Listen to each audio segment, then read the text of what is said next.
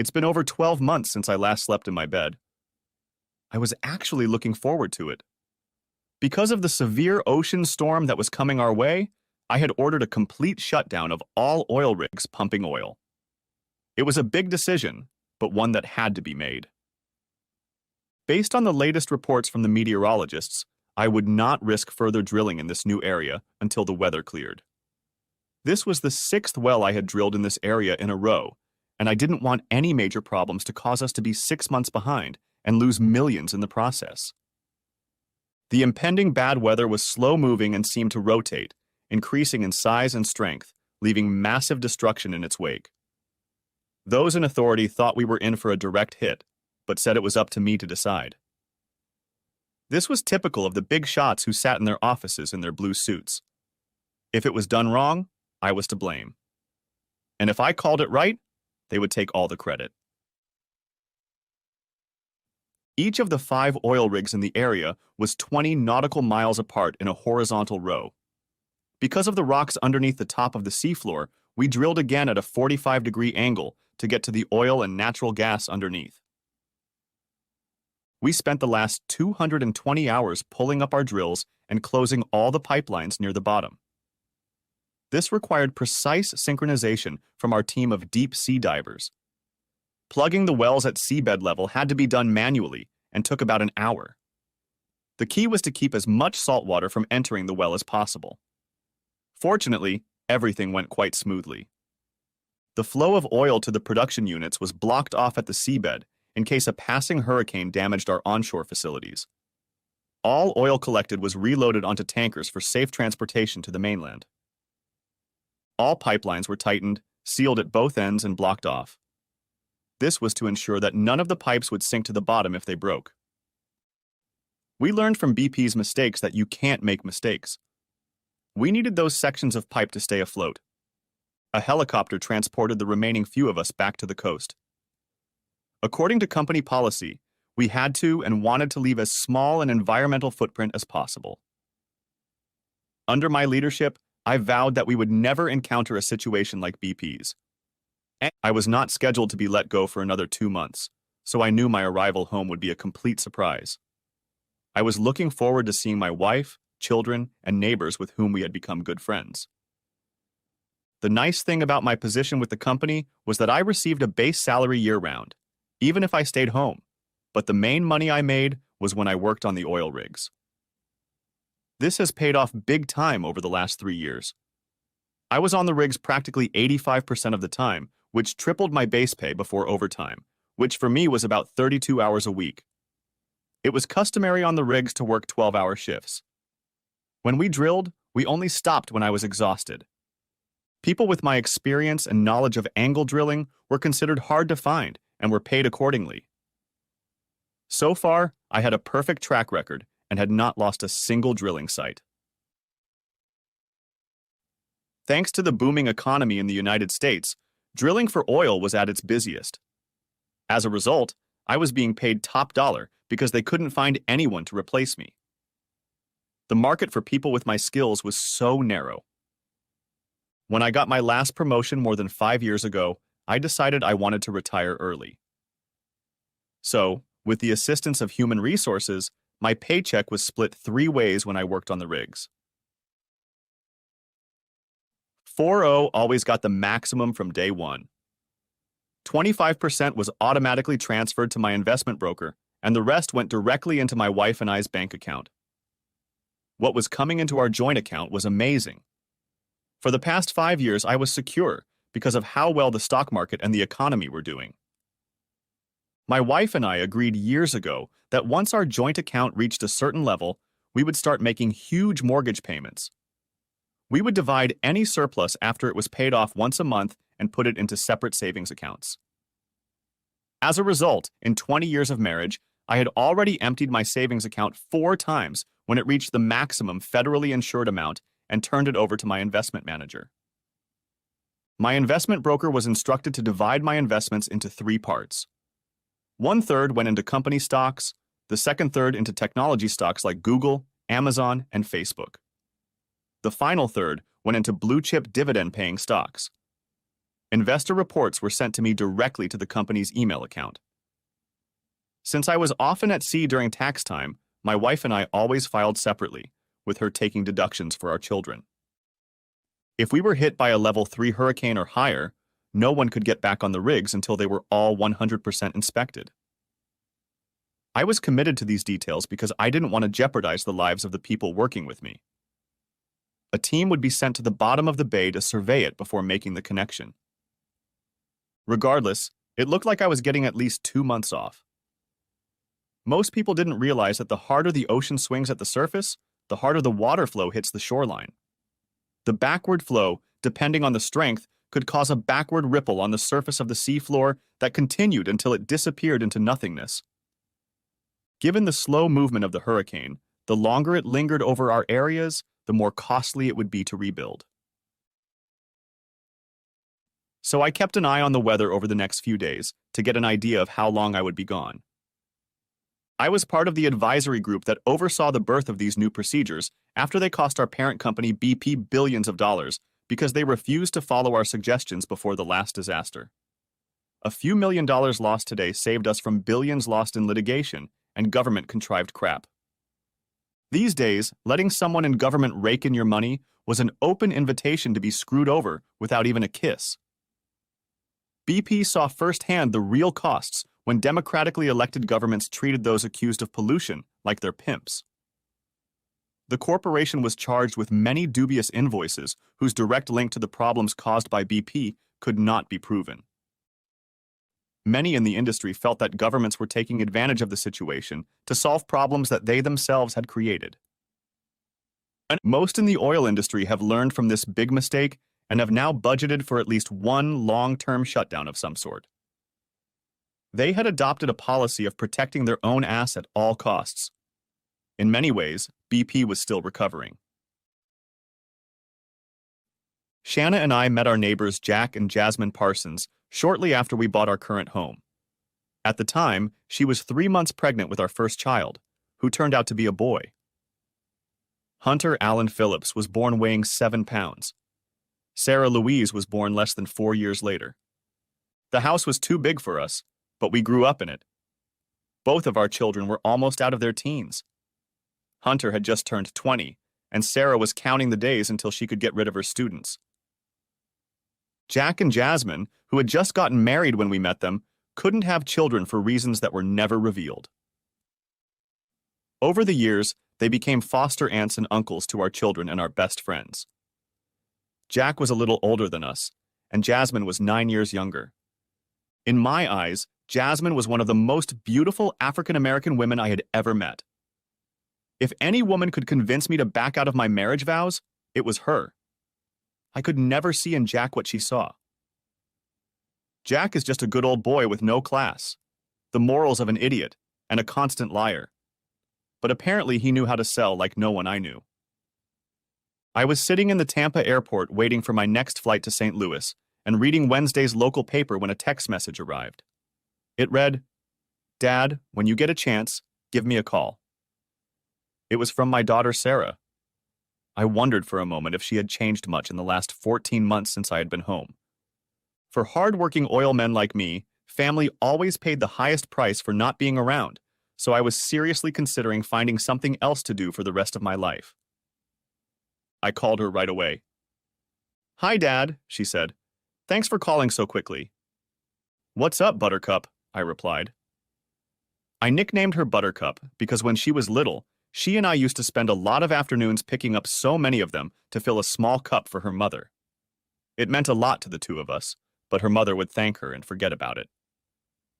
I kept them in the water and took the dead ones out daily until it was time to do it again. "I don't know where to start, Dad," Sarah admitted honestly.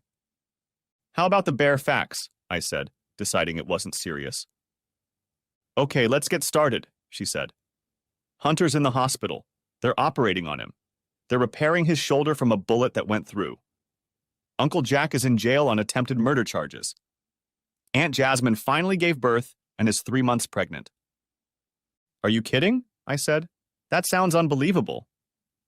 "Well, you said you wanted the bare facts," Sarah said.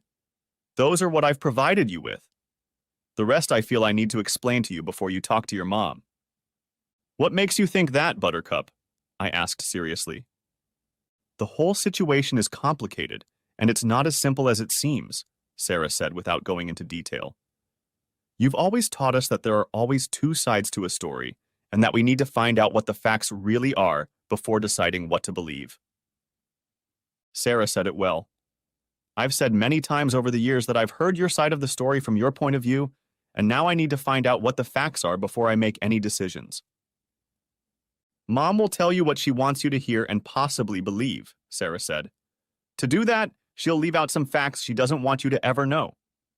The situation with my brother, aunt, and uncle is also related to her.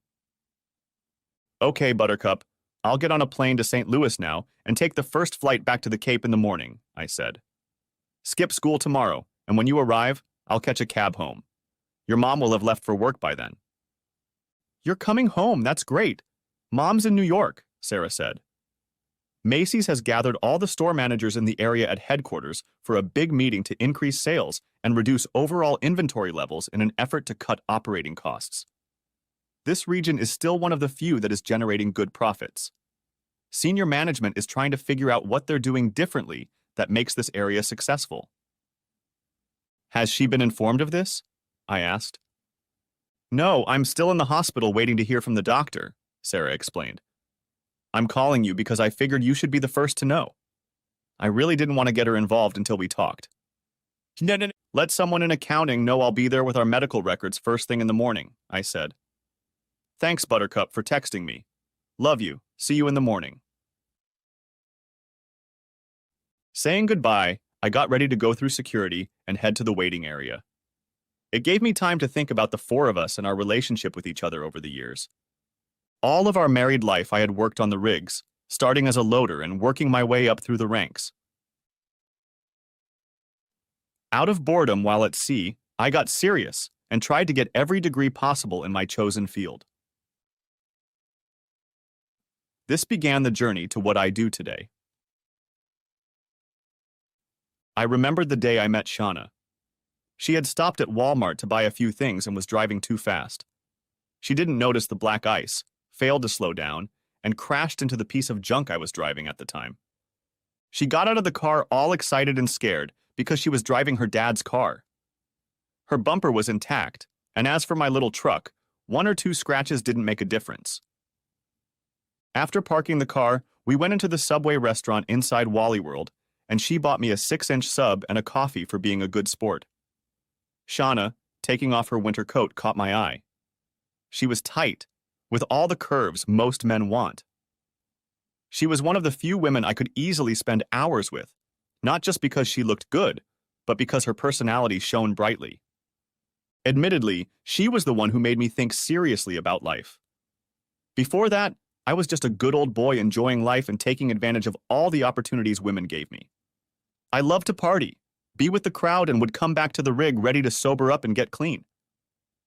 Shauna, when I first saw her, realized she wanted to do something with her life. That first weekend we spent together gave me purpose and direction. During that same month, I went back to school to better myself. The more we interacted with each other, the more determined I became. I think she had the same impression of me because her parents often said she was a better person because of me. 8 months later, we got engaged. 6 months later, we were married.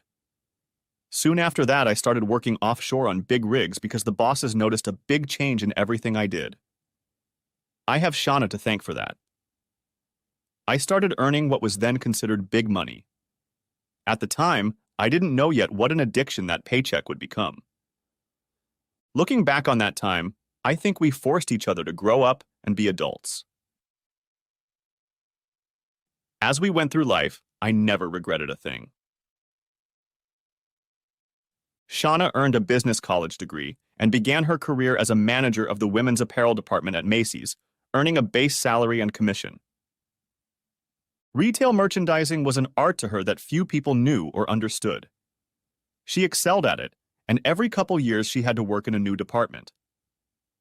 After she was well established in each department, she was offered the position of junior manager. When the position of manager of the smallest store became available, She was asked to take it until someone suitable was found.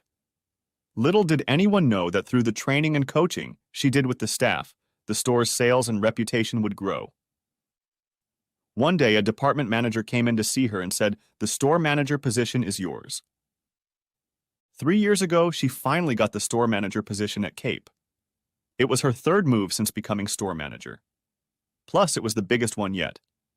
It was nice because now she worked 10 miles from home.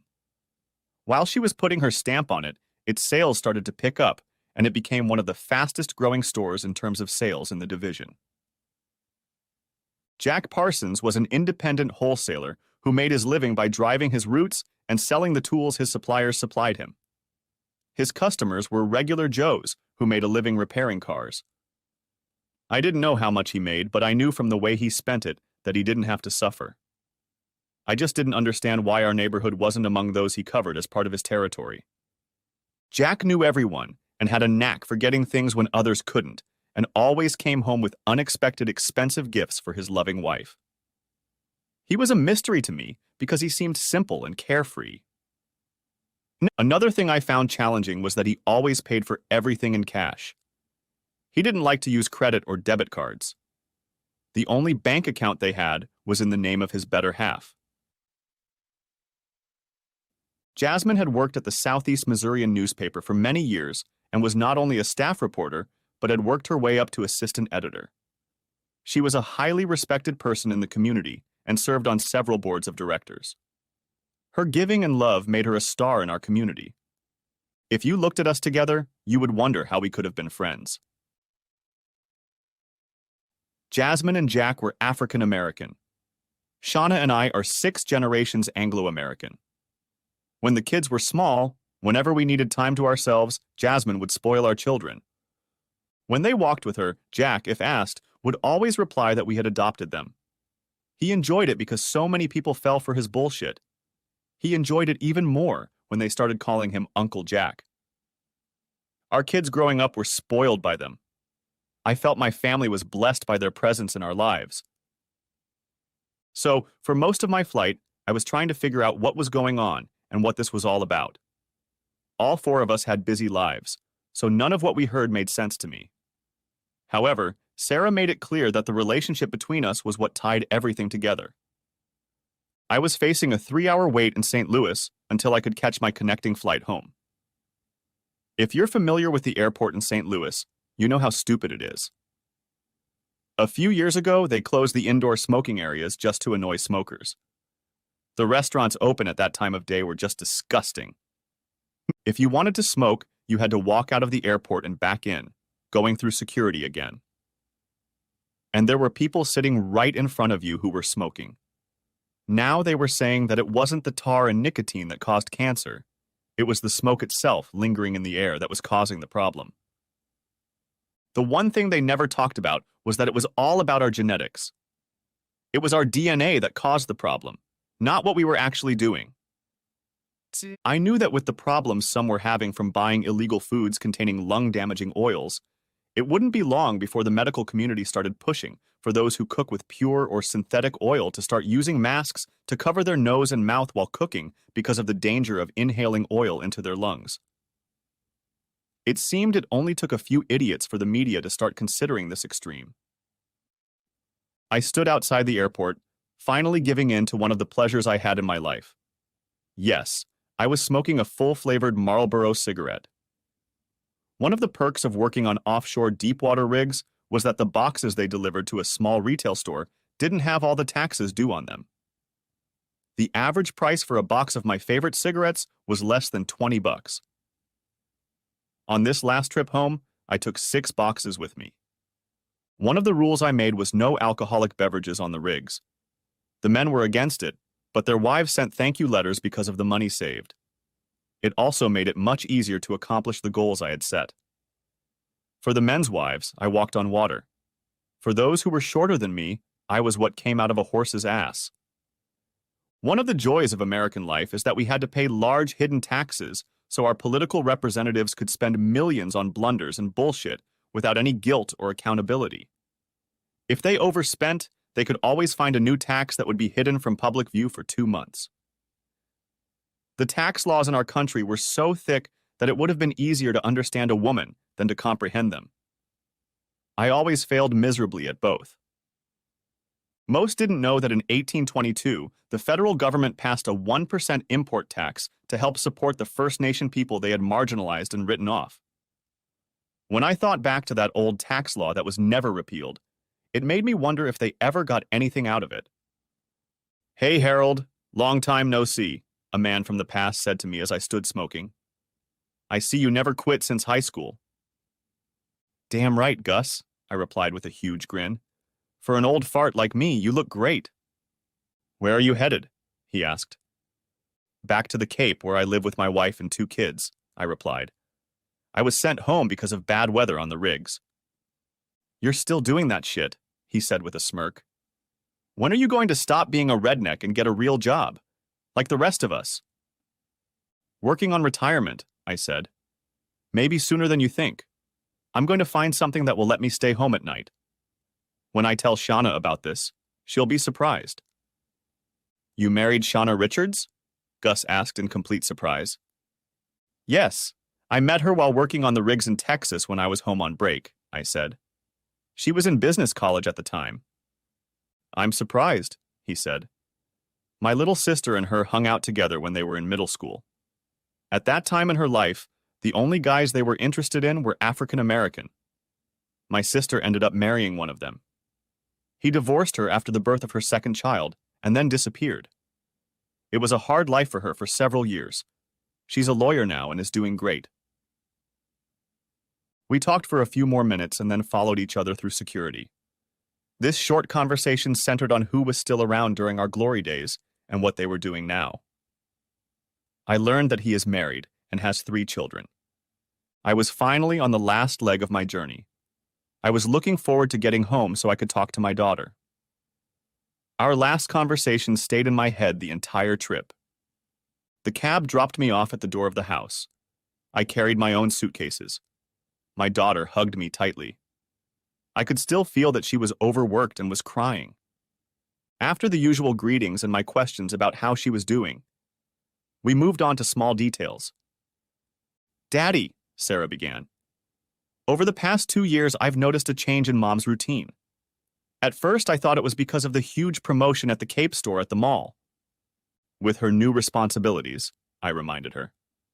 "Things were supposed to change at first, but after the first few months, a definite pattern began to form. By then, things should have settled down. What exactly caught your attention?" "At first, I didn't think anything of it," Sarah explained. "Until one Friday night, my date's parents invited us to dinner at the Outback.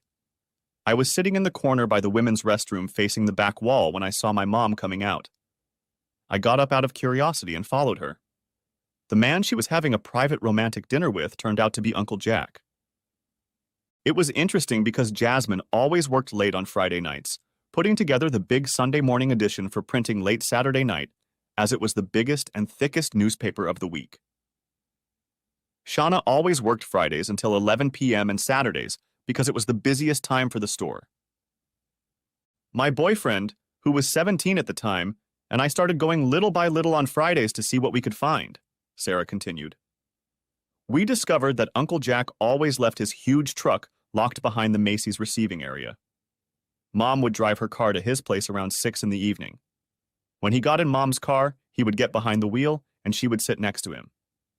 Dad, she sat the same way I would sit with my boyfriend. There was no space between them." I didn't like the story Sarah was telling, but I believed she was honest in her observations. "I told Hunter what we'd found out," my daughter explained. "He told me to leave it in his hands while he and a few friends looked into it."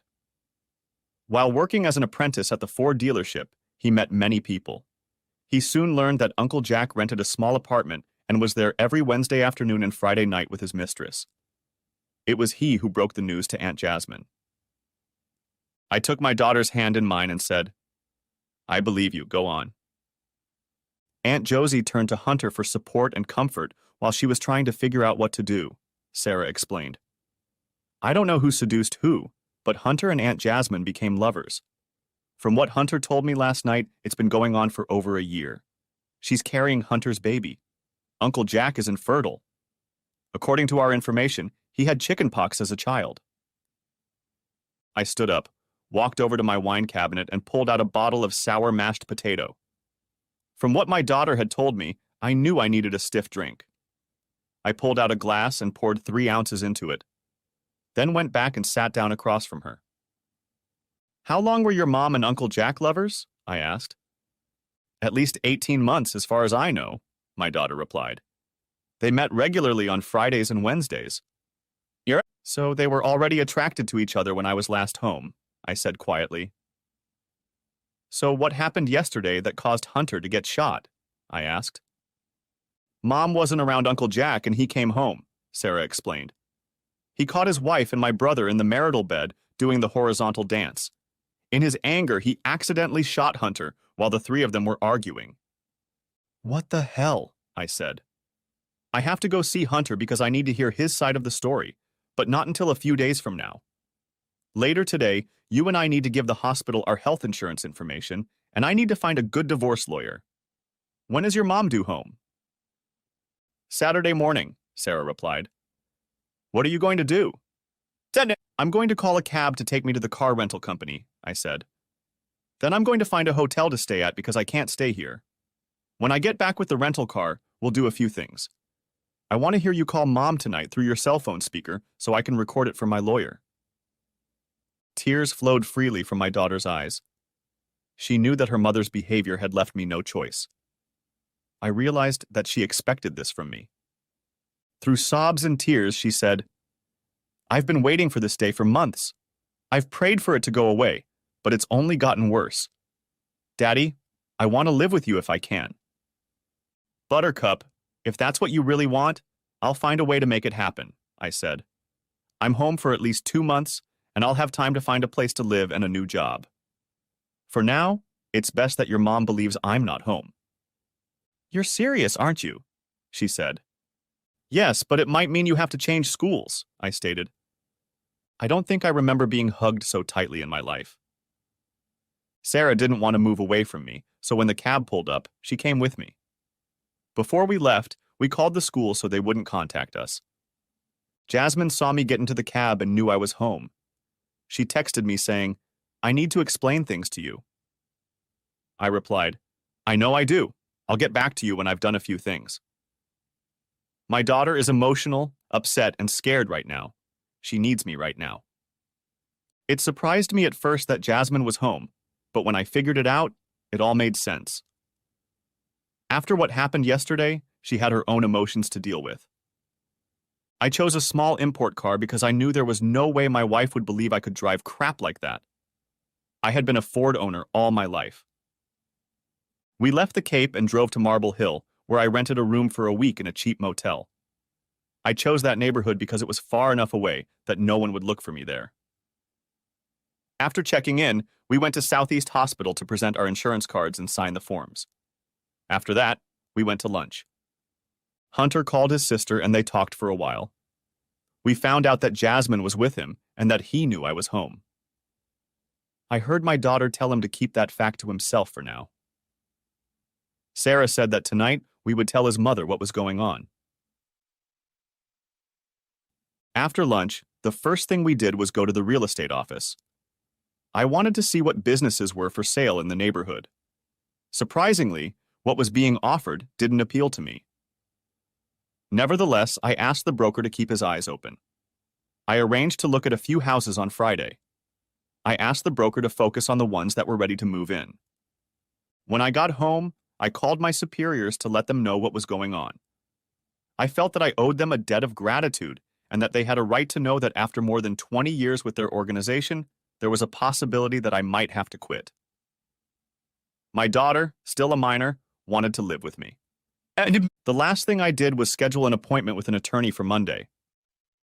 Using my cell phone, I discovered that we had $50,000 left on our house, and my personal savings account now held $250,000. With the house paid off, we were well on our way. With the way we had everything set up, the divorce would be simple. One of us would pay off half of the house to the other, and we would split the funds in the house account. Buttercup, I'll be back in a few minutes, I said. I'm going to talk to Jasmine. It's time to hear her side of the whole thing. Jasmine let me in as soon as I knocked. I could tell by the look on her face that she was stressed out. I'm so sorry, Harold, Jasmine said. You shouldn't have come home to such a mess. Would you like a drink while we talk this over? Sure, it's been a long, hard day, I said. I'm still trying to come to terms with it all. As she poured us a stiff drink, I said, just start from the beginning, from the moment it started to affect you. I was busy working in my office when I was told Hunter needed to see me alone, Jasmine said. Knowing it was close to your anniversary, I figured he was planning a party. He told me privately that Sarah and Jack were having an affair. I didn't believe it. I accused him of lying and asked him to prove it. He took me to my husband's love nest. What we saw that day through the open window of his first-floor apartment left no doubt.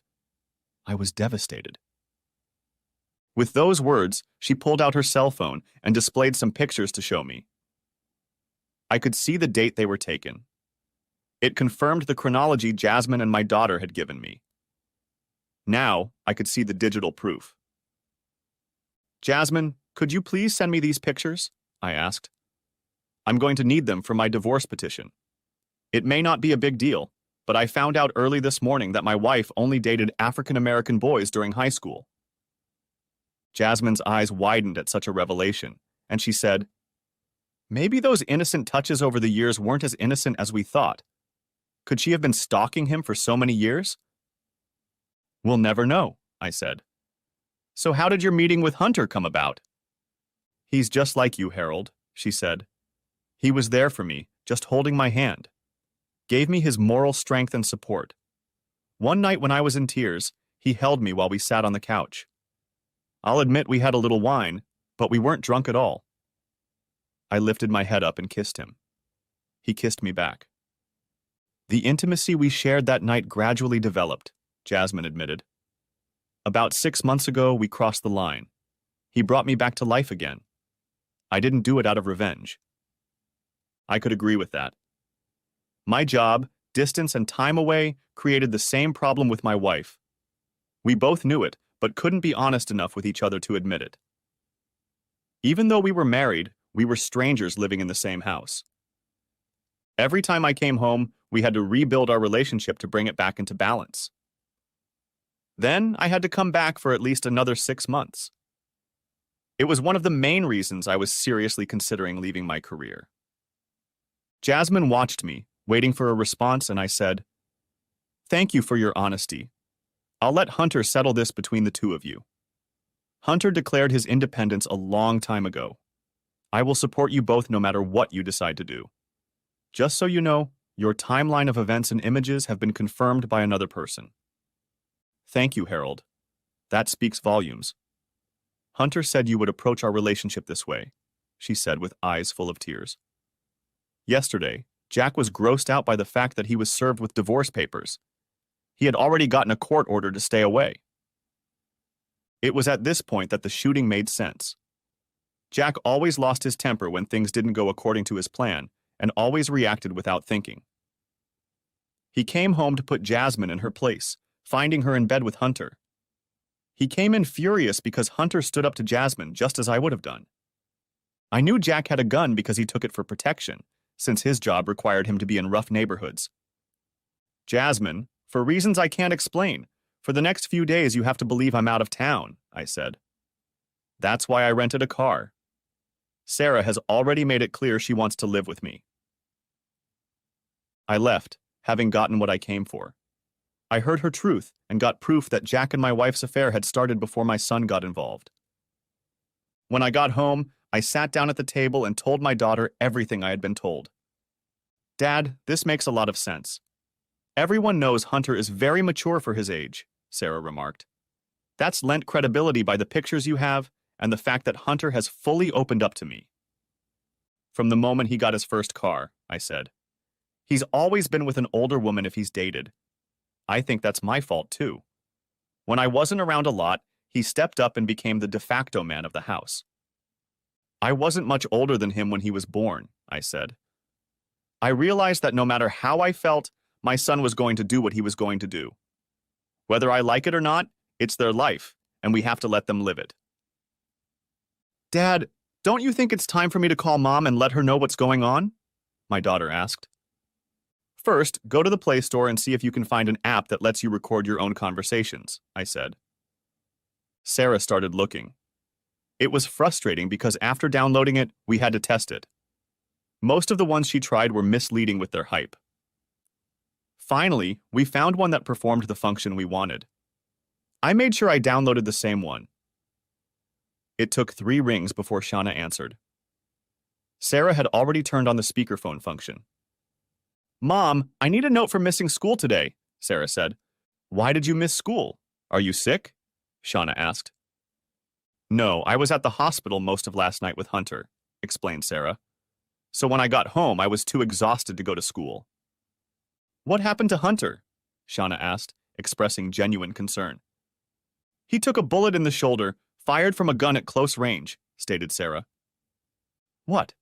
Are you serious? How is he? Will he keep his shoulder? Asked Shauna with concern in her voice. How did that happen? Don't leave anything out. It happened because you weren't where you usually are on Wednesday afternoons, Mom, Sarah said firmly. What the hell does that mean? We both know I'm supposed to be at work. Are you implying that Hunter got shot at the store? Shauna said, knowing it was a lie. No, Mom. It means you weren't at 644 Morgan Avenue, apartment 4, with Uncle Jack, said Sarah. And this was interesting because Shauna's silence was deafening. Gathering her thoughts, she asked, How long have you two known each other? Pretty much since the beginning. I found out about Uncle Jack and you by accident when you had dinner with him Friday night, Shauna said. It was weeks before I found out where Uncle Jack parked his tool truck to wait for you to pick him up. When I told my brother, he said he'd follow up on it, and he did, Sarah continued. He was the one who discovered Uncle Jack and your love nest. He brought Jasmine there, and they were able to catch pictures of him eating you. They're actually quite graphic. A sob came from Shauna's lips. Then she said, I'm flying home Saturday morning. You and I are going to have to sit down and work this situation out before your father gets home. Mom, that's not all. Last Wednesday, Uncle Jack, expecting you, served you in your love nest. I suppose because of the short notice of your trip to New York, you failed to put him on notice, Sarah said.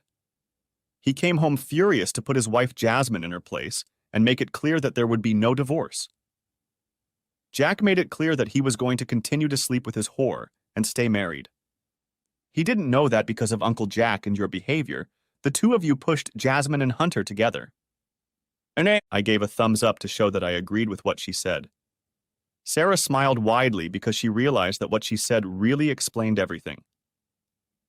Uncle Jack, in defiance of a court order, came to his former home and found Jasmine and Hunter together, she explained. In anger, he grabbed a gun and destroyed it. My question is, what should I tell my father when I call him? How and where are Hunter and Uncle Jack now? Shauna asked.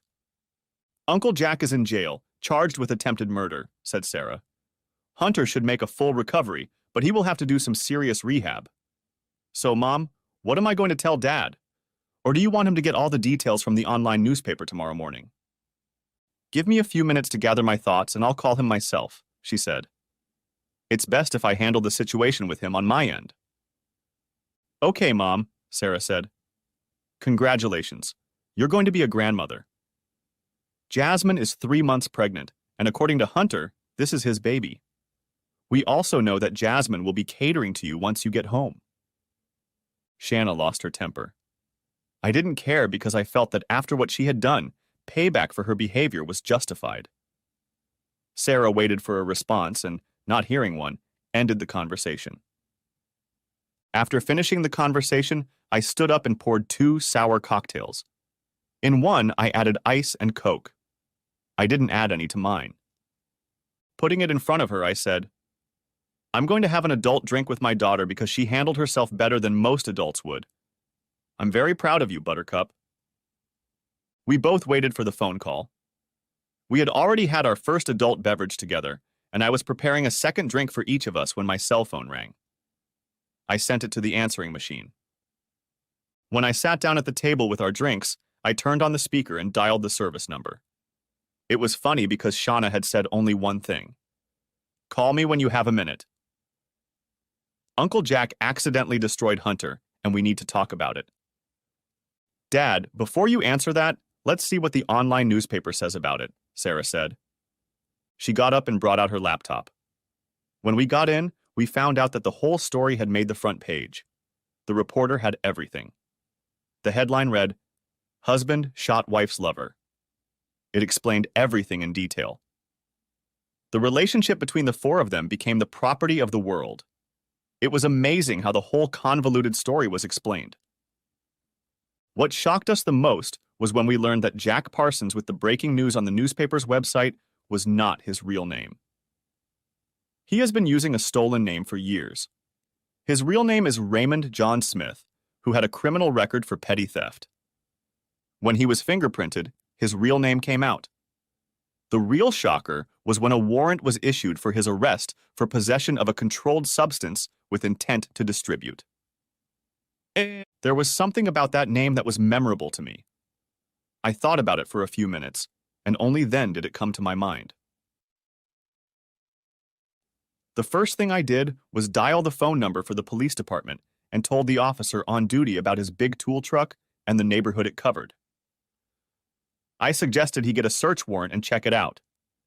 When he asked why, I said because no one I knew had ever seen him sell anything out of that truck. I went to Facebook and typed Gus Charles's name into the search. After going through a bunch of profiles, I finally found his face. After reading his profile, I called the help desk and got his phone number. I called it, and a woman answered.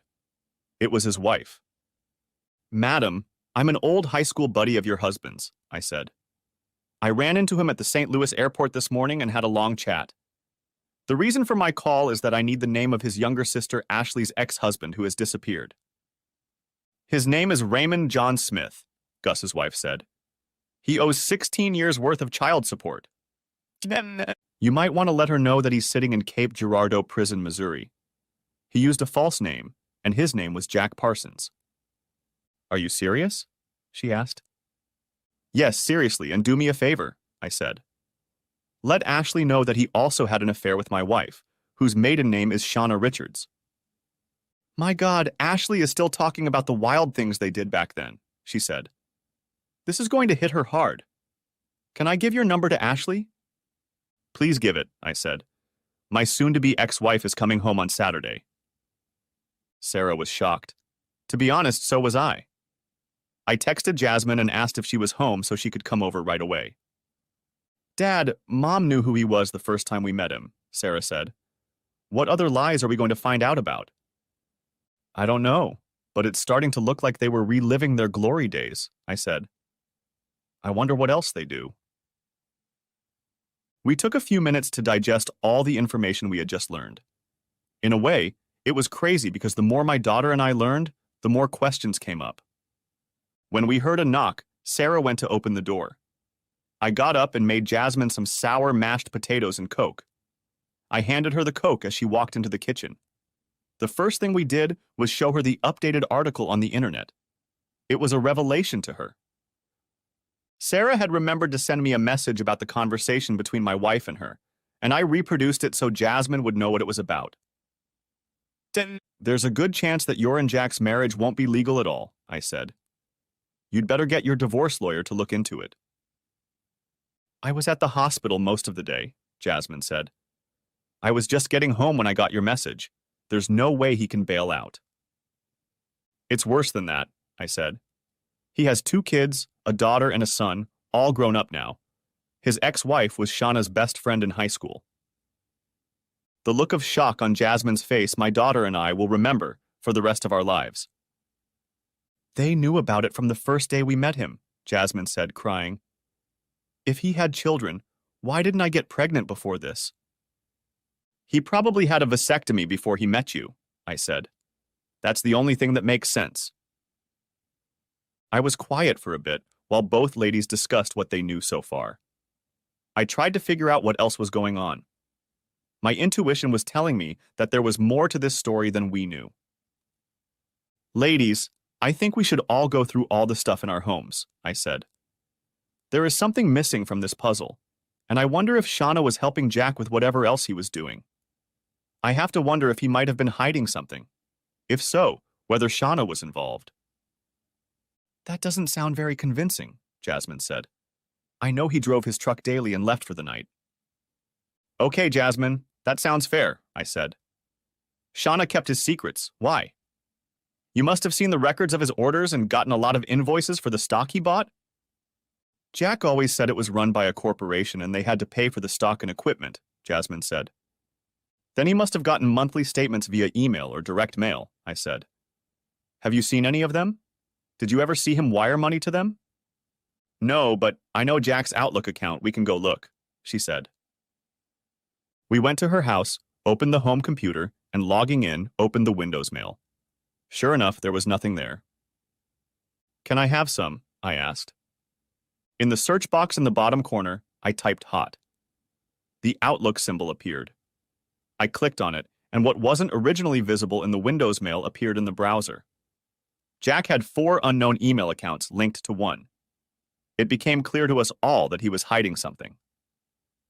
Jasmine, first thing in the morning, call the police station and give them the information about Jack's email access, I said. I'm going to go home and go through the whole house to see if I can find any money. I want to make sure our house hasn't been used for anything. I'll do the same thing. What will I do if I find anything? Jasmine asked. Call me. I'll come over and we'll discuss what to do. I'm going to comb our house with extra care, I said. Obviously, we need to protect our asses. Dad, do you really think Mom is going to let Jack store stuff in our house? Sarah asked. Based on their relationship, I can't assume she won't allow it anymore, I said. First, look in the places you don't normally go in unless it's for something quiet. Sarah and I headed home. I got the flashlight out and made sure it was working. I'm going into the garage to get to the attic, I explained. No one's supposed to be up there since we pumped extra insulation in there. I had to push back the rental, set up a ladder, climb up, and undo the latch. Using a high-density flashlight, I looked around the room and found nothing. I turned around on the ladder to look behind me as I reached up to grab onto something to support myself. At that moment, I felt something. I climbed down, turned the ladder around, and climbed back up. There were 5 huge garbage bags in a row, the kind I took out to the driveway once a week. When Sarah heard the first bag hit the floor, she came running. Get it out of the way, I asked. I have 4 more bags like that. When the second bag hit the floor, it split open. Wads of $20 bills fell out of it. When all 5 bills were on the garage floor, I noticed another flat bag lying off to the side. I picked it up and started downstairs, remembering to close the entrance to the attic. Sarah, run down to Jasmine and tell her what we found while I check these bags, I asked. It took about 5 minutes for them to return. All 5 bags were a quarter full of wads of money. The 6th bag held Jack's ledger. Harold, can you come over to my place and check on the apartment? Jasmine asked. Right after I call the police, I replied. Sarah! I called the police and they said they would send a patrol car. Jasmine, Sarah, and I went to her place, bringing Jack's ledger with us. After looking through her attic, I found a small chest of illegal substances. I put the ledger with it. I called the police again and asked them to send a detective with a patrol car. It took over 3 hours before the police took possession of the money. We had to explain everything from the time of the shooting until today. When the detective left, he said they would take my wife into custody for questioning when she returned to the Cape on Saturday.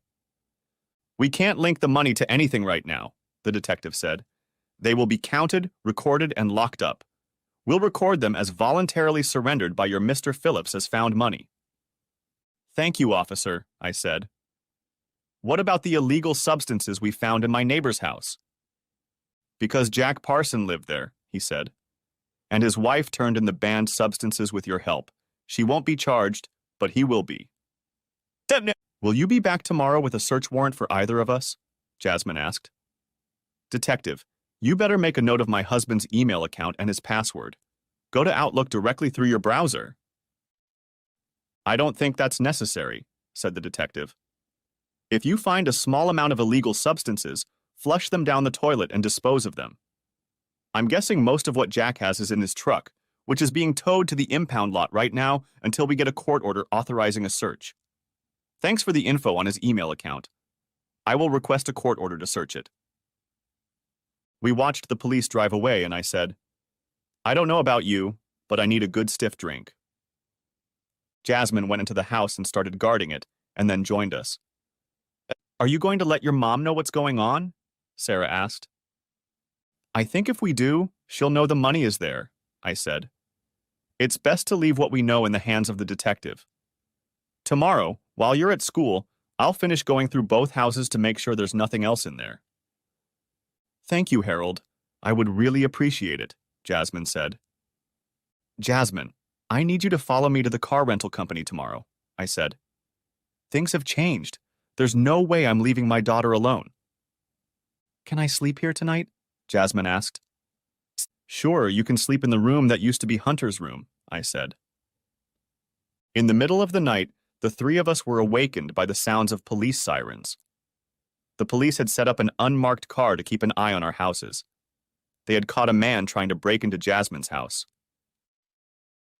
Around 5 in the morning our time, I called my wife. I was sitting on the terrace drinking my first coffee and having a cigarette. She answered immediately. Harold, we're in a bloody mess at home. Jack accidentally destroyed Hunter, Shauna said. Fortunately, he's going to make a full recovery. The police are holding Jack pending the outcome of the investigation. Have you talked to Jasmine to see what she knows? I asked. No. Sarah and I spend most of our time at the hospital, she replied. I'll talk to her in her office today and give you her version of events. Any word on when you'll be coming home? We'd all like to see you. Right now, we're monitoring the weather and packing everything up, I said. If evacuation orders come in, I may be home sooner than you think. It took her a few seconds to respond. Are you serious? I replied, check the weather reports. We have a hurricane coming in. We could get evacuation orders in a few hours. If that happens, I'm going home. Promise me you'll call me so I can make sure everything is ready for you at home if that happens, Shauna asked. Okay, I said. I'll talk to you later. Bye. From that brief conversation, I realized that she couldn't admit the truth and never would. It also told me that any feelings she had left for me were completely dead. I could now proceed with the divorce without any remorse. After taking Sarah to school, Jasmine followed me in my truck so I could return the rental car. Then we returned the hotel keys and picked up my luggage. I suggested that until I got home, she visit Hunter and get a key to his apartment to live there temporarily.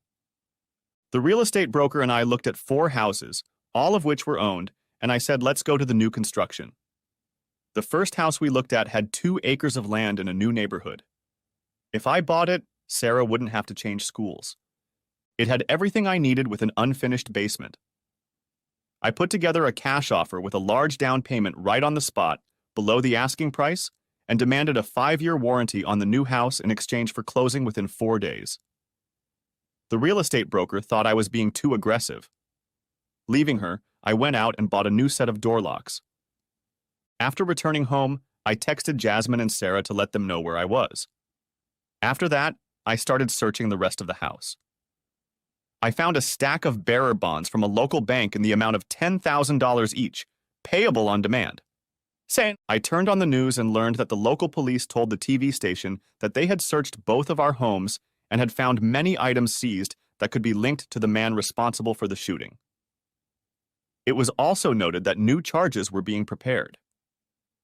I assumed they made this announcement to take the pressure off of us. After changing all the locks and resetting all the security codes, I continued my search. I found some very nice expensive jewelry that I didn't even realize my wife had.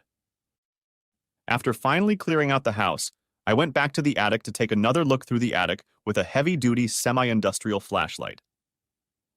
That's when I discovered the additional bags of money.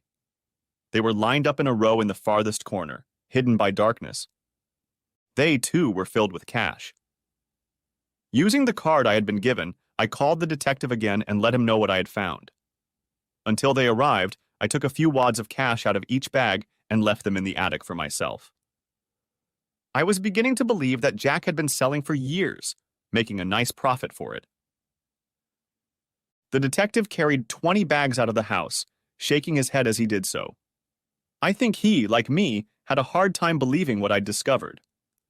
Then I realized that if I had left the ledger with the money, everything would have been tied up. Officer, we've been their neighbors for 20 years. Could he have been selling illegal stuff all those years? I asked. Considering he's been living under an assumed name for longer than that, I'd say it's more than possible, he explained. There are plenty of examples of women who lived with serial killers for years and knew nothing. Why should it be any different? I'd really like to ask your wife about her relationship with him and how long it lasted. Then you should know that late last night I found out that Jack, as we call him, was the husband of my wife's high school best friend before he married Jasmine, I explained. His ex-wife Ashley may be flying in this Saturday to see for herself what she's been told. He looked at me with a smile, and as soon as Jasmine pulled into her driveway, he said, "This is getting interesting. Does his current wife know?" "Yes, and I'm going to go and completely search her house," I said. After the attempted break-in yesterday, we decided it was for the best. "I'll be ready to be called again," the detective said with a smile. "I'll be interviewing Jack for the second time today. There was a raised floor in the truck that was filled with cocaine. He's gone for good." Jasmine walked over to him and said, "Officer, it's good to see you again. You should get a call from my attorney about my husband's identity. He wants to use it to get my marriage annulled right away." Jasmine watched the detective leave. Following his advice, we surveyed her house. If we found anything, we flushed it. Better to be safe than sorry. Jasmine began packing up her belongings, which she had moved to my son's apartment for safety reasons. Just like in my apartment, we found bearer bonds that she had packed to take with her. When we were done, she was pleased to find that we had found so little. I told her that I had made an offer on a newly built house. I said I was going to use bearer bonds to partially pay for it if my offer was accepted. She asked who I had used as an agent, and I told her. "Do you think Shauna worked with him?" Jasmine asked. "Or did he trick her like he did us?" "That's unknown because we've had keys to each other's houses for years," I said. "He could come in when we weren't home and hide things at any time.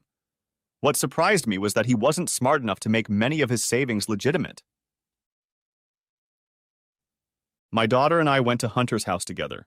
He recounted the whole story. I learned that it all started around the time I was supposed to go home for the last time, but missed that time because I was on another drill.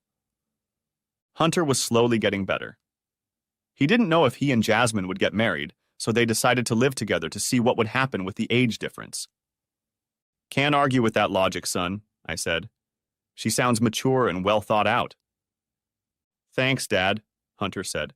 "I appreciate everything you do for Jasmine. Now that I see it from your side, I don't know how you deal with it." "Son, I may not like what your mother did," I said. "But I wasn't there for her because of my chosen field of endeavor. Loneliness led your mother elsewhere. If I ever have a relationship with the opposite sex again, my lifestyle will have to change." Sarah looked at me and said, "You have no anger or hatred in you, and you don't blame her for what she did. I want to kill her." "Look, my job came first, and I left raising you both to her," I said. "When you grew up and became independent, she didn't have anyone left to give her the attention and love she obviously needed. I'm sad about what she did, but I can't hate her for it, and I don't judge her for it, even if it ruined our marriage. Besides, she could still have a lot of problems." "Like what, for instance?" Hunter asked. "If the police can connect her to what your Uncle Jack was doing," I said, "she'll spend a lot of time behind bars too. It never ceases to amaze me that so many people can't see what's right in front of them." The truth I told both of my children made them speechless. Around 9 o'clock Saturday morning, I received word that my offer to sell the house had been accepted. A half hour later, I was already sitting in the broker's office giving her money for a huge deposit using some bearer bonds I found. When I received a text message that said, "Can we meet?" "I'm Gus Ashley's sister." I replied, "Where are you?" She replied, "At the airport." I replied I would be there in 15 minutes. You got an exceptionally good price for your new home, the broker said. I was surprised he agreed to it. That's why I asked you if he'd sold any of these houses yet, I said. There's nothing like a sold sign to get others interested. With that, I headed to the airport. As soon as I walked through the door, I saw her.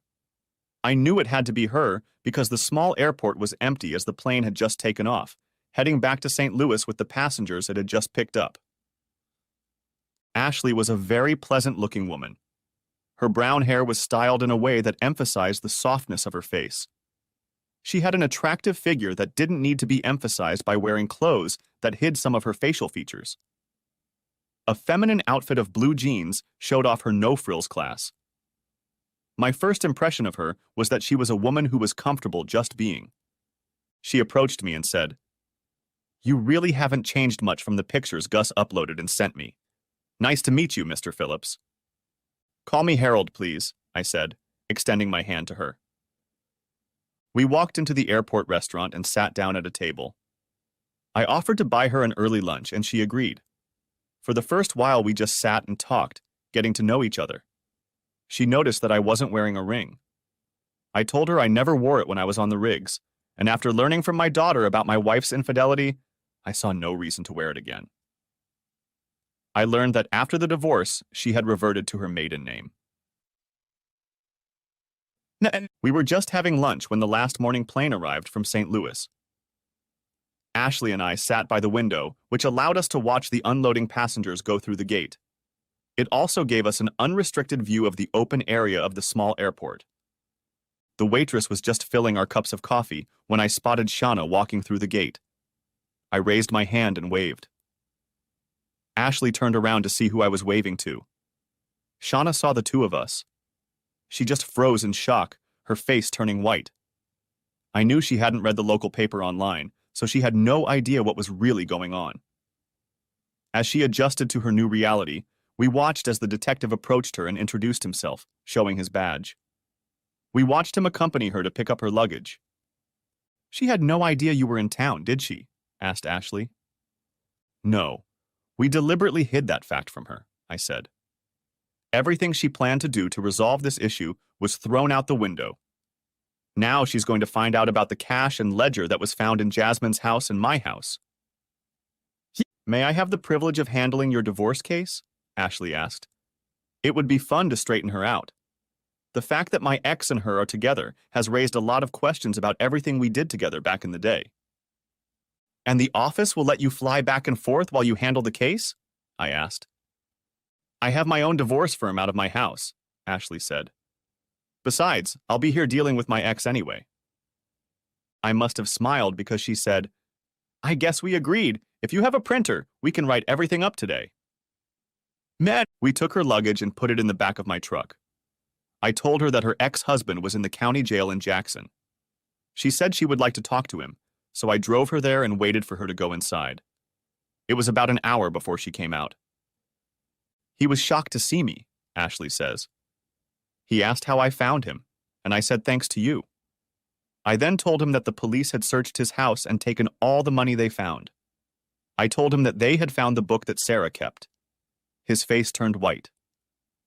I looked at her and smiled even wider than before. Grabbing my cell phone, I called the detective. He answered on the first ring. I told him what and how I was able to find out. He informed me that he would do a comparative handwriting analysis to see if she was involved with illegal substances, but not cash, because the ledger had a list of their contacts, who they supplied and bought from. "So my soon-to-be ex may have been in the loop all along," I said. "That will make the divorce easier. She'll need her share to pay the legal bills." "Yes, that's right. We'll be charging her later today as an accessory," the detective said. "That means she won't make bail until Monday." With that, we headed to my house to start drafting the divorce petition.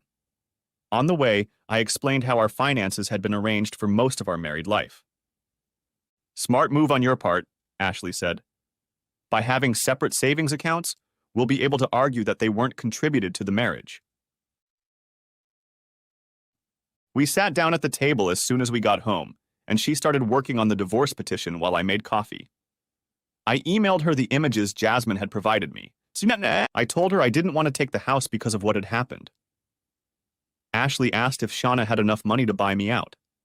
I replied that based on the way we divided the household funds, she should have enough. It took about 2 more hours to get to the point where we were ready to print. After letting her know the access code, I went and turned on the printer. Just as we were sorting through the copies and preparing them for filing in the district court on Monday, my daughter returned from an outing with her friends. There was an immediate attraction between them. After introductions were made, I explained to my daughter who she was. "Sarah, meet Ashley Lynn Charles," I said. "Her family still lives in the village of Dutchtown." "Ashley is my daughter, Sarah," I said. "She'll be moving into my new house with me next week, as soon as we buy the furniture." Sarah's eyes grew huge with excitement, and she jumped into my arms, hugged me tightly, and asked, "What did you buy?" "A newly built 3-bedroom house with an open floor plan, a 2-bay garage, an unfinished basement, and an elevated terrace. There's only one problem." "What is it, Dad?" Sarah asked. "It's not landscaped," I said. "So I'll be looking at the price of the pool after closing on Monday." Her eyes lit up. Sarah had wanted a pool for a long time. The reason I hadn't was because I didn't want to mess with the landscaping we'd already done. Since it was getting close to dinner time, I asked them where they wanted to go. They both chose Ruby Tuesday's restaurant because of the huge salad bar. After dinner, we took her to the car rental company so she could get a car. Sarah asked Ashley if she wanted to come with us on Sunday to look at furniture. Ashley replied that she would love to. So we did. On Monday, I sat in the courtroom and watched the judge file charges against the man known to me as Jack Parsons and my wife. Jack was denied bail. Bail for my wife was set at $500,000, which meant she had to post 10%. Ashley went over and filed papers on my behalf and then sued my ex-husband for alimony. When Ashley came back to me, she took my hand in hers. I knew Jack and Shauna must have noticed this. We walked out together, leaving them alone with their thoughts. Earlier that day, I had handed over the rest of the bearer bonds needed to finalize the purchase of the house. Ashley filed the divorce papers and paid the legal fees. At 4 o'clock in the afternoon, I went to finalize the purchase of my new home. I had just walked out of the land title office with the executed transfer and the interest from the bearer bonds in the form of a check in hand when Ashley called. She found the letter on the rental car that was parked at her parents' house. It was a demand letter. They were holding my daughter Sarah and demanding everything I had, but wouldn't turn it over to the cops. My response should have come in the same form they sent it.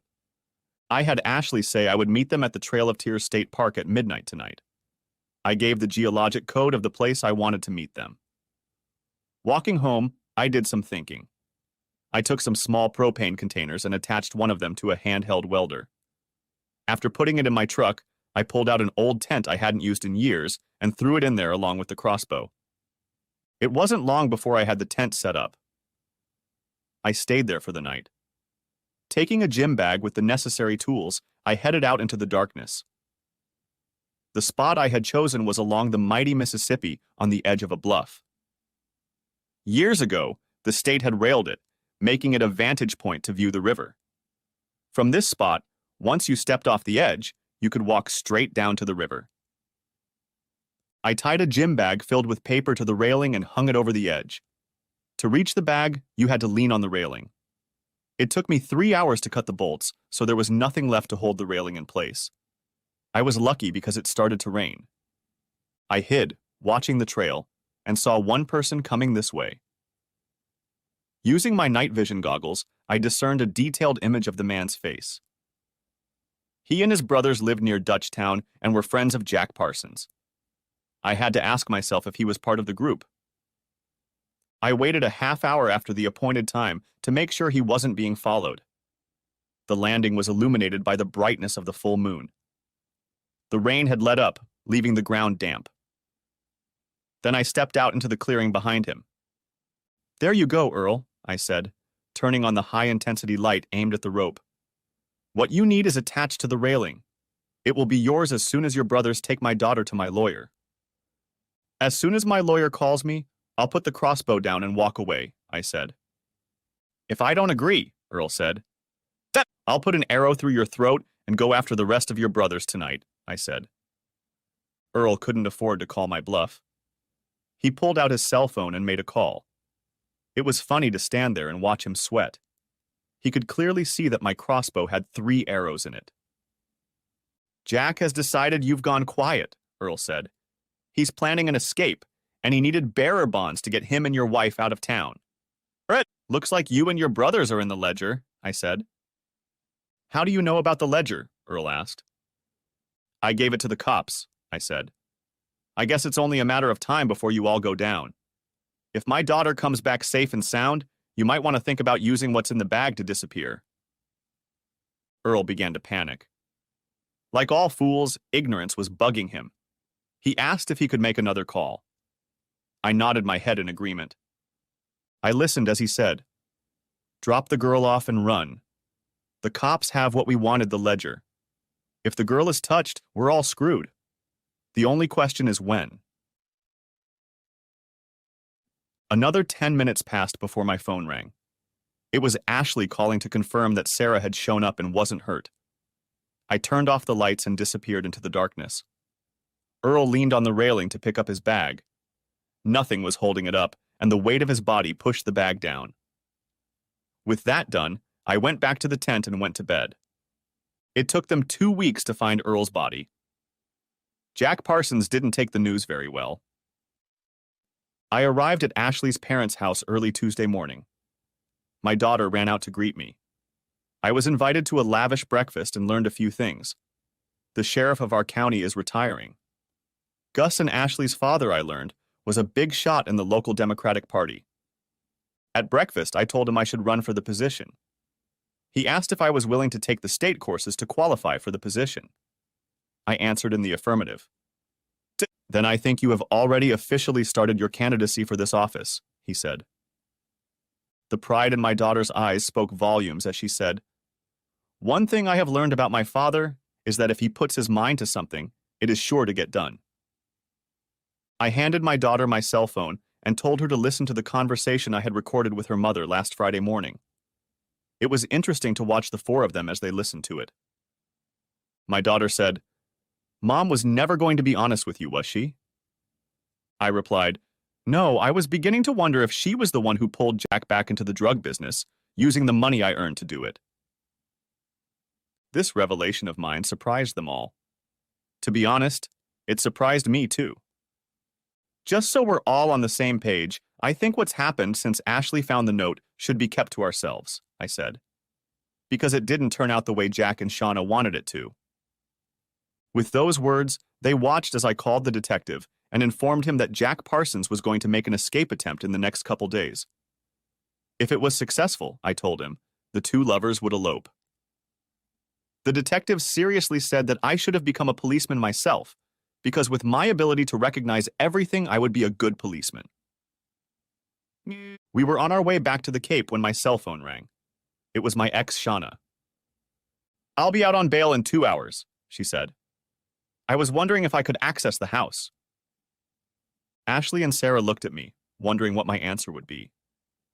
"You can have the house to yourself late tonight," I said. "My lawyer will drive your car up to the Love Nest and hand you the keys to it and the new keys to the house. Sarah and I had to move most of what we need out of the house. We'll pick up the rest when you're at work this week."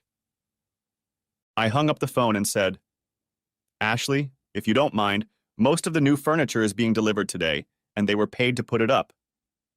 Do you mind keeping an eye on where everything is supposed to be placed?" "I'd love to," she replied. "If I remember, the appliance dealer will be there by 10, and the 3 furniture companies will be there sometime after that." Sarah and I dropped Ashley off first. They were both seeing the new house for the first time. They liked the open floor plan and the size. Sarah had her pick of which bedroom would be hers. She liked that her bedroom had its own bathroom and walk-in closet. "Daddy, should we get the pots and everything we need from the house?" she asked. I thought for a second and replied, "No. Let's start over as soon as we pack up all of our personal belongings and bring them here. I'll take care of that, and Ashley and you can go shopping for what the house needs." "Fortunately, most of the windows have built-in blinds," Ashley remarked. "That will give you privacy until you buy curtains." Sarah and I were already leaving. Ashley and I were already saying our goodbyes when my son yelled, "Daddy!" Jasmine and him had just come out of the house across the street. They walked over and I introduced them to each other. It was interesting to watch Jasmine and Ashley look closely at each other. If you ignored the color of their skin, it was obvious that they were very similar in build. Now I understood why I was so interested in Ashley. Before I went back to the house and packed my things, I went to the branch and opened a new checking account, transferring funds from my savings. I got both new debit cards, one for Sarah and one for me. I also paid off my credit card balance and transferred my company paycheck to it. The closet boxes I purchased made the packing and moving process easier. It only took a couple hours to load them. At the bottom of one of the boxes, I placed the bearer bonds I had been storing. I took a few minutes to go to the attic and gather up the 50 packs of $50 bills I had stored. Sarah had to get her laptop, and I reminded her to change all her passwords just in case. After I unloaded the closet boxes, the ladies hit the road. I spent time removing the boxes that contained our furniture and gathering them into a burning pile in the dirt in the front yard. I called AT&T to get the internet hooked up. The ladies returned with a truck loaded with stuff just as the delivery drivers were leaving. The master bedroom was set up, as was Sarah's bedroom. The living room and family room had been tidied up. A wooden table and chairs stood in the open space inside the kitchen, which even had a counter to sit at and eat at if one wanted to. Each room had everything we needed to set up our new home. All we needed was internet and for the TV to work. If needed, we could always watch Pluto TV from our laptop if the neighborhood had free Wi-Fi. After unloading the truck, which was full of everything but the kitchen sink, Ashley and I headed over to my old house, picked up Shauna's car, and drove to her place. I watched Ashley go into the house and waited about an hour before she came out. When Ashley got into the car, I asked her, "Did you get the answers you were looking for?" "Not really," Ash replied. "They didn't have a relationship when my husband and I were together. They started afterward. I found out that she was planning on divorcing you as soon as Sarah graduated from high school. They were lovers for about 6 years," Ashley continued. "Raymond was selling the whole time you knew him. Shauna claims she had no idea she was in your house, but I don't believe her. I recorded the entire conversation thanks to Sarah synchronizing her phone with mine." "Do you think we should send the file to the detective?" I asked, getting behind the wheel. "Yeah, I think we should," Ashley replied with a giggle. "Did I understand you correctly that you want to see where our relationship could go?" "I thought we'd already started working on that," I said. "Even your parents saw that we were attractive." Ashley pulled herself closer to me and said, "Sarah suggested KFC or fish and chips for dinner." We grabbed KFC before heading to the new place. Sarah had been very busy while we were gone. She had already washed one set of linens and put the other set in the washer to make our beds. Most of the groceries were put away, and the dishwasher was run to quickly rinse and dry our dishes for sanitizing. I was pleasantly surprised that they brought 2 bottles of sour mashed potato and some cola. So we each had a drink when we first ate at the table. After dinner, I went up to the bedroom and laid out my stuff. After unpacking all the boxes, I turned to my suitcase that I had brought with me. I pulled a shaving brush and a shaving cup out of the suitcase and remembered how my grandfather had given me that old cup. To buy a decent brush, you had to order it online. His grandfather gave it to him, and I would have passed it on to mine had I been alive. The ladies came over to make the double bed and put towels in the bedroom along with rugs and a small trash container. They even bought an alarm clock radio for my nightstand. The little light bulbs matched the bedding perfectly. I laughed because they put 2 narrow rugs on each side of the bed. Sarah, knowing my taste, had even bought me shower soap and body shampoo. I tore down the boxes and took them to the burn pile. I saw that the ladies had a few more empty boxes and put those away too. The kitchen was all set up. I had to pore through all the cabinets to see the furnishings.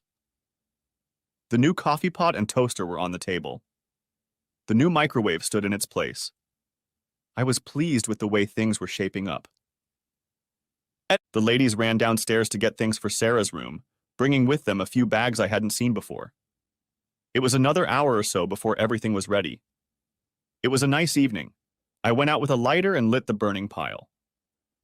It was interesting to watch the flames rise into the night sky.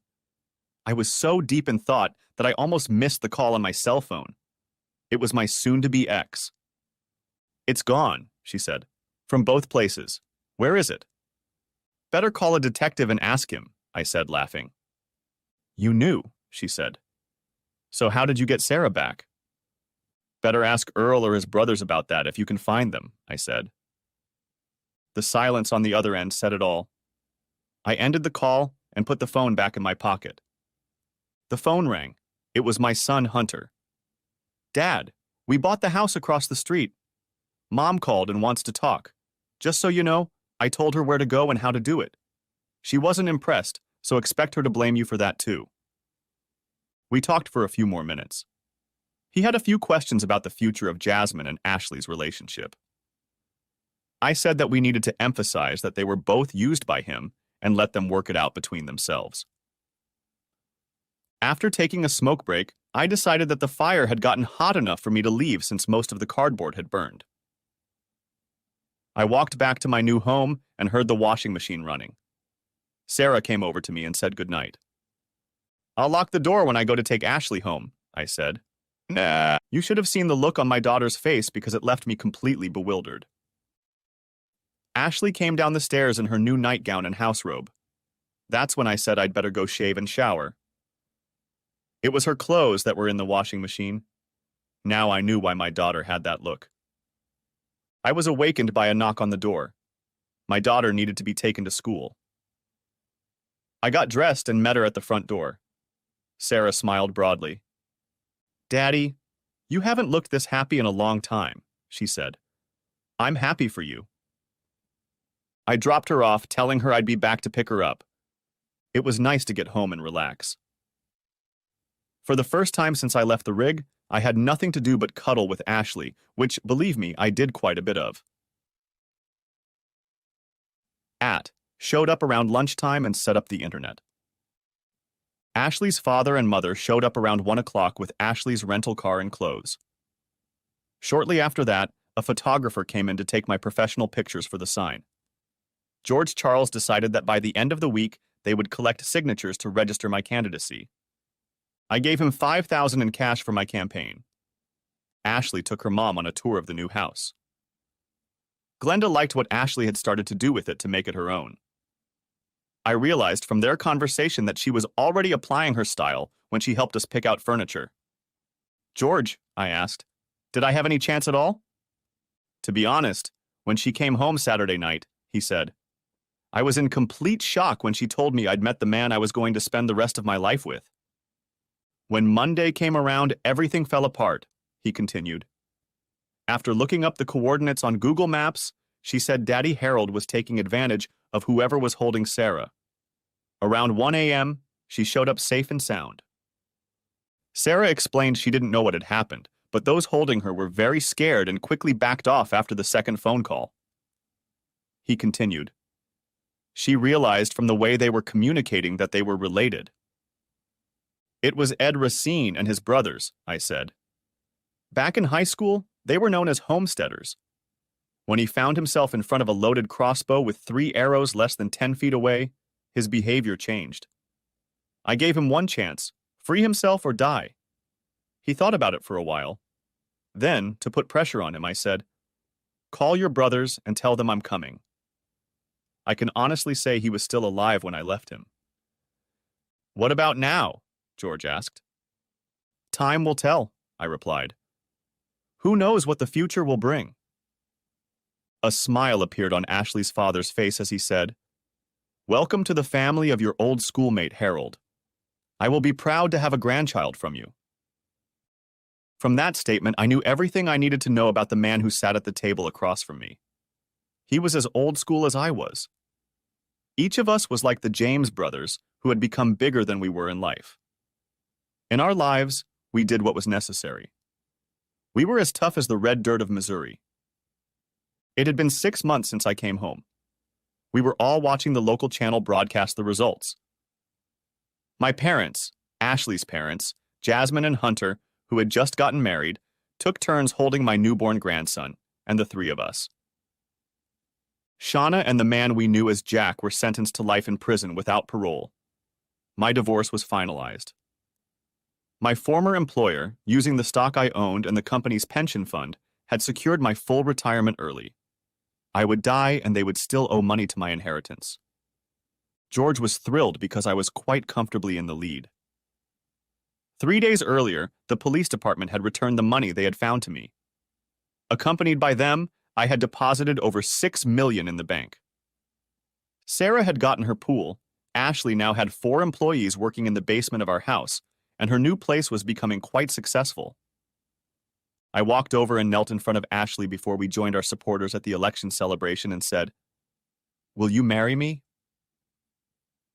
When she said yes, I slipped the ring on her finger.